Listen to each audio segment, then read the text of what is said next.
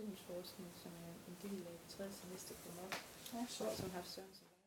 And welcome to the course. There aren't very many of us here today, so it's being recorded on video so that they also have access to what we're doing.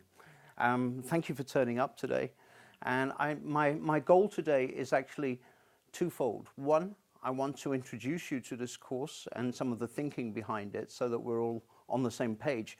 But I have a kind of hidden agenda, which is to try to pick your minds on the pedagogical side of what I do. So I'm going to ask for your expertise and your expert input as well.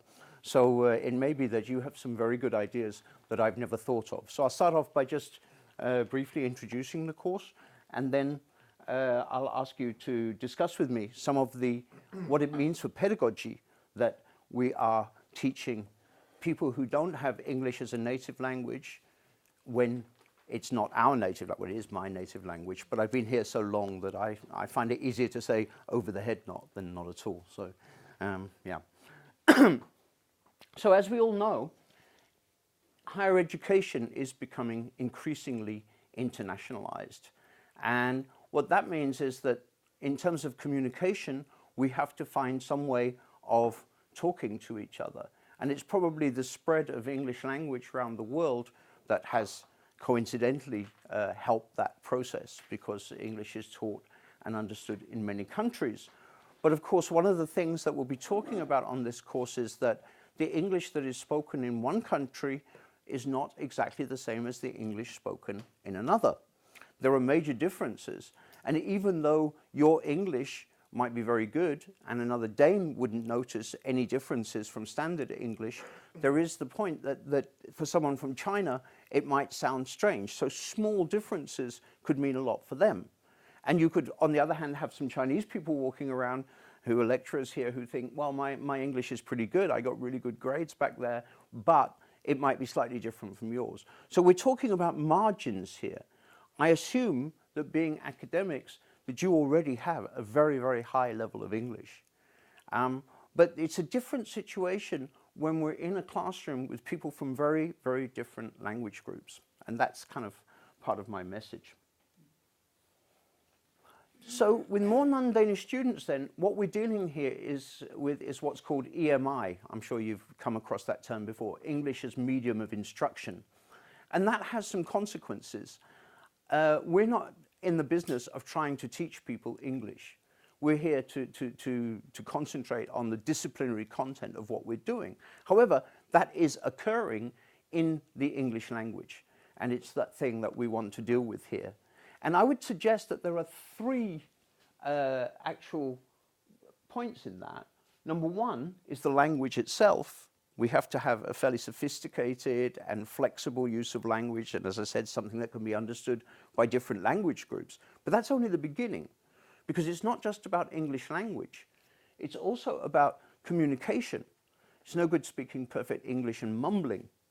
For example, I've got a very good friend who's a lecturer at a university in the north of England, who is a fantastic intellectual, a really good researcher. She's a terrible lecturer because she always mumbles, for example. And of course, if she's got people from another country who are not used to that and to her regional accent, it becomes almost impossible for them to understand. So there are some issues there as well.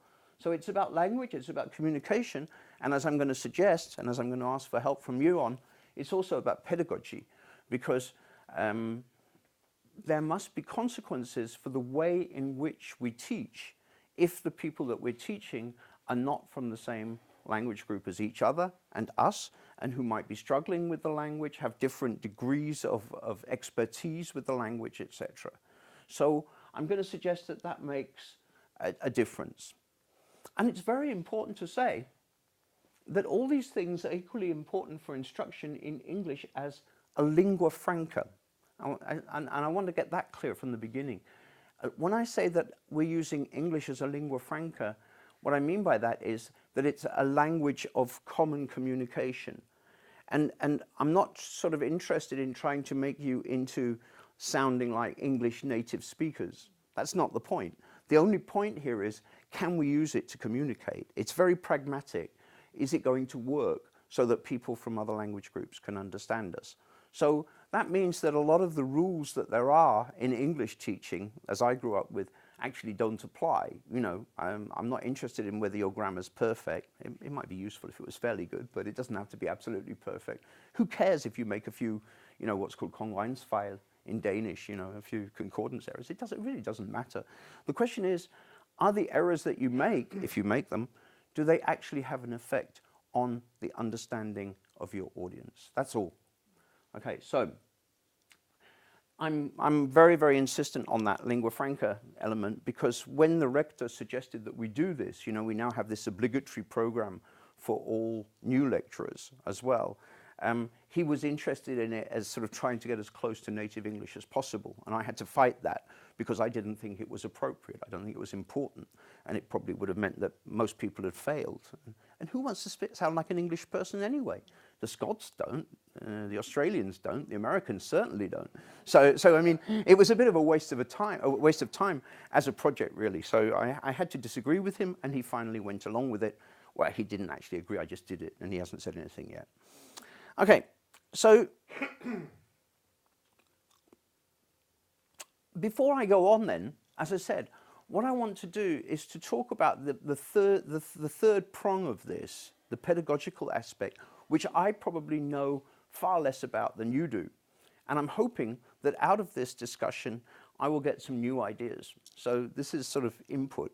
The difference with this course from the ones I've done earlier is that in earlier courses, I've been working with new lecturers from all departments throughout the university. And their pedagogical knowledge is sort of limited. Some of them are inspired and inspiring, but they don't know so much yet. But I'm sort of counting on you to give me some really good ideas, because when I went and looked this morning, I thought, oh, I'll see if I can get some really good articles to give you. There aren't really any good articles on the actual pedagogical practices of EMI. Many of them are about the politics. Many of them are about classroom practices, but not pedagogy as such. So the actual detail, the down-to-earth detail of what happens is not there.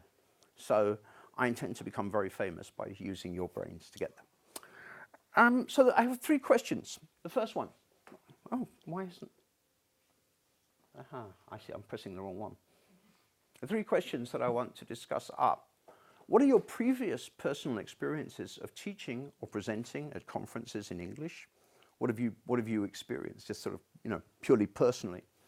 And secondly, what might be some of the pedagogical challenges involved in using English as the medium of instruction at an internationalized university? What do you think? What difference does it make? Is there any difference from the pedagogy that you need when you're teaching, you know, if you're teaching Danes in Danish? Does it actually make a difference? I have a few ideas, but I'm sure you'll have some other ones.